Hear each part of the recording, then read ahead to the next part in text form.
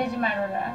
내가 죽는 걸 봤는데 딴 세계로 넘어가는 거 없더라고. 그러니까 겁내지 말고 내가 옆에 있었게 될는지 안 있을지는 모르지만도 내가 너를 만나는 날이 더 많길 바란다고 그랬어요.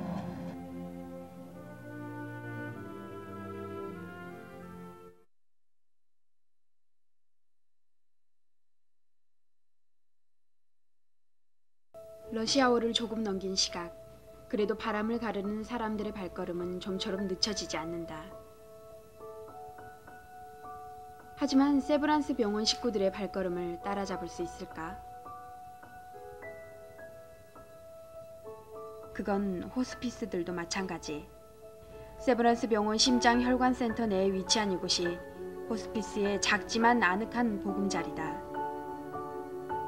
오늘은 호스피스 경력 9년의 베테랑 박영자 씨가 에이즈 협회로부터 상을 받았다.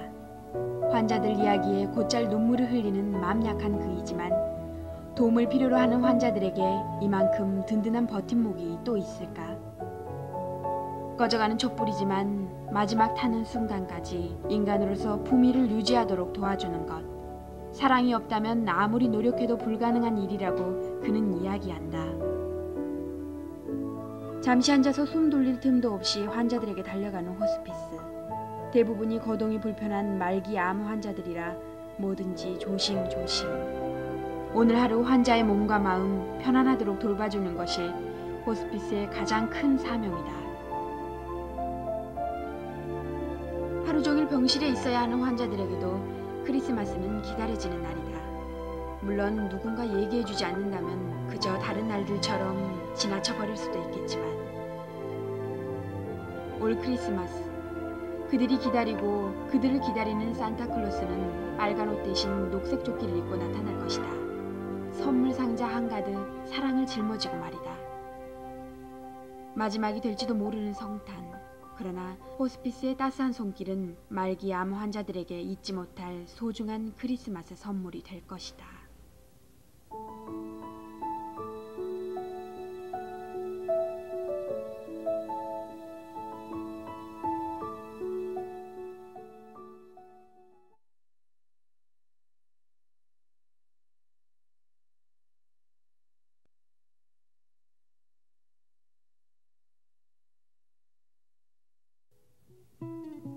어른이라면 꼼짝 못하고 누워 지낼 고통에도 아이들은 팔다리 움직일 기력만 있으면 통증을 잊고 놀기 바쁘다. 세상 모르고 놀이에 빠진 아이들. 하지만 아동 호스피스는 아이의 그림에서 긴긴 투병으로 상한 화나의 마음과 화나의 형제 자매들의 마음까지 읽어내기도 한다. 중병 중에 있는 아이는 심한 스트레스로 인해 공격적인 행동을 한다.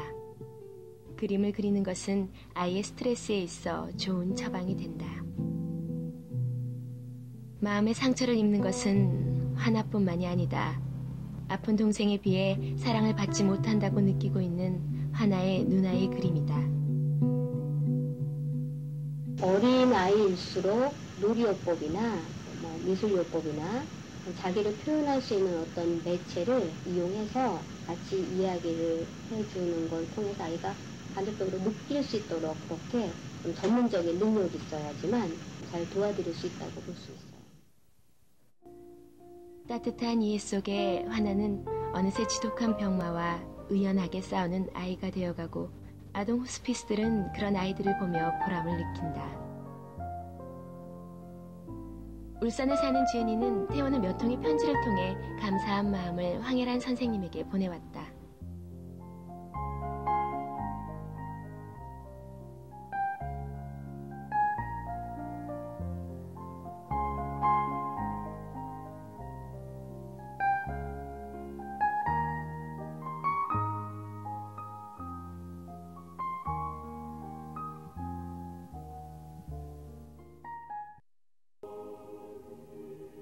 작은 시골 마을의 수의사였던 정성경 씨가 부인 이주봉 씨와 딸 정옥진 씨를 남겨두고 세상을 떠난 지도 벌써 1년이 넘었다. 힘들었었어요.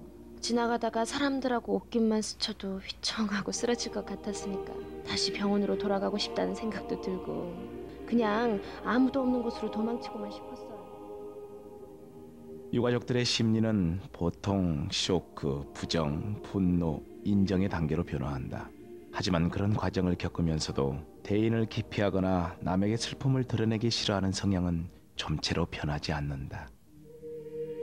호스피스의 일은 환자를 돌보는 것으로 끝나는 것이 아니다.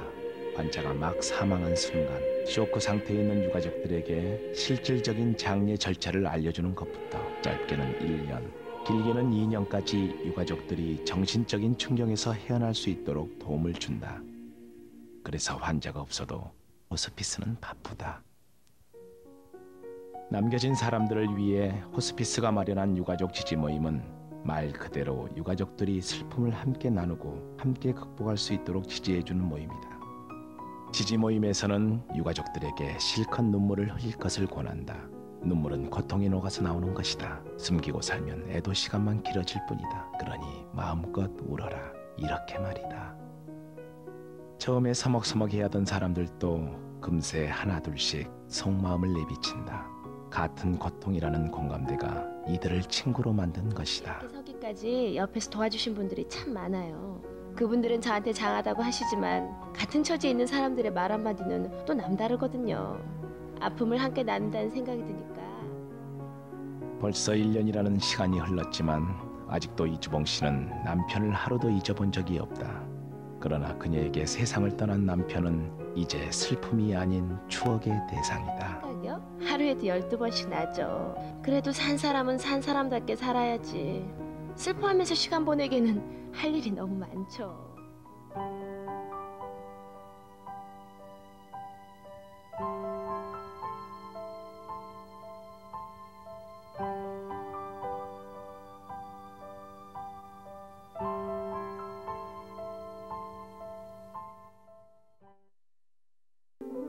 내 앞가림하기도 바쁜 요즘 세상에 고된 일복에 즐거워하는 반백의 봉사자를 만났다. 요즘 사람들과 달라도 한참 다른 이 사람. 그의 바쁜 일과를 살짝 엿보는 것은 어떨까?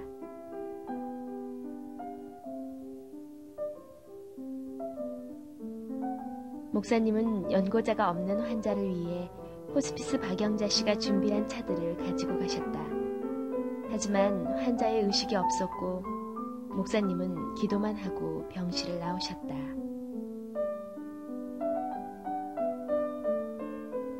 목사님이 두 번째로 찾은 환자 옥정순 씨는 호스피스에게 눈으로 임종 세례를 받겠다는 의사를 밝혔다. 목사님은 환자의 소망대로 임종 세례를 하셨다.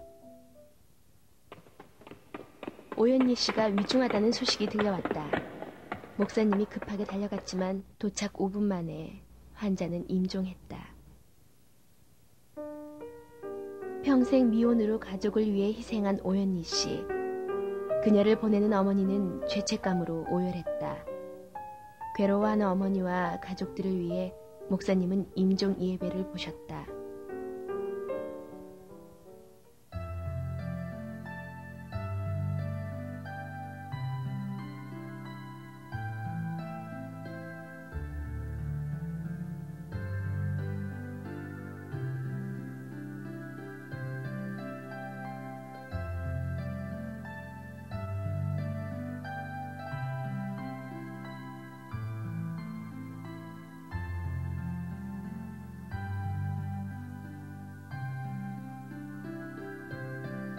하루 종일 종전걸음으로 이 병실 저 병실을 살피는 목사님. 그러나 바쁜 일과 중에도 따뜻한 웃음을 잊지 않으신다. 하지만 상처 없는 영혼이 어디 있을까? 꼭 10년 전 목사님은 임신 7개월이었던 따님을 위암으로 먼저 보내셨다.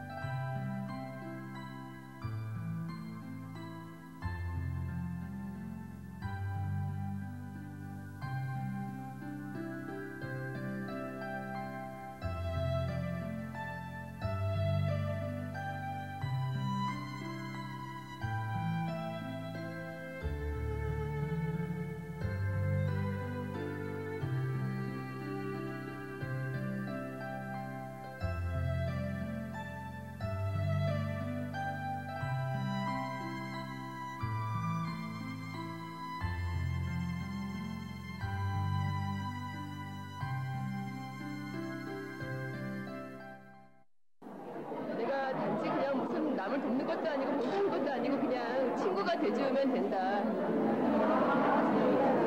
친구가 돼주고 싶다. 어려운 분들한테. 오늘은 호스피스 봉사자 제13기가 무사히 교육을 마치고 자축하는 날이다.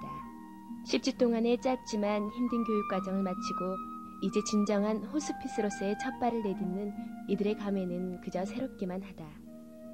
20대부터 60대까지 연령도 직업도 다양하지만 전문 의학 강의를 들으면서 머리를 극적이고 불치병에 관한 영화를 보면서 손수건을 적시던 모습은 한결같이 배움을 시작하는 학생 그 자체였다. 봉사자들에게 제일 필요한 것은 인간을 사랑하는 마음으로 살아가는 게 제일 중요하다고 생각해요. 사람을 특히 사랑하고 환자를 내 식구와 같이 사랑하는 마음을 가졌으면 하는 것이 바람입니다. 매년 2번씩 거치는 수료식인데도 한 해 한 해 새로운 호스피스들을 배출할 때마다 이들이 새로운 희망이 부푸는 것은 왜일까? 죽는 사람들의 시간이 얼마 없거든요. 그 사람들은 시간이 없으니까 내 시간을 조금씩 나눠주는 건데 그 사랑이 있어야 돼요. 사랑만 가지고 바꿀 수 있으니까 인간하게 하면 다 고칠 수 있죠. 봉사하는 방법뿐 아니라 사랑하는 방법까지 가르쳐주는 사람들. 이들은 이미 다음 14기 봉사자들을 맞을 준비가 되어 있었다.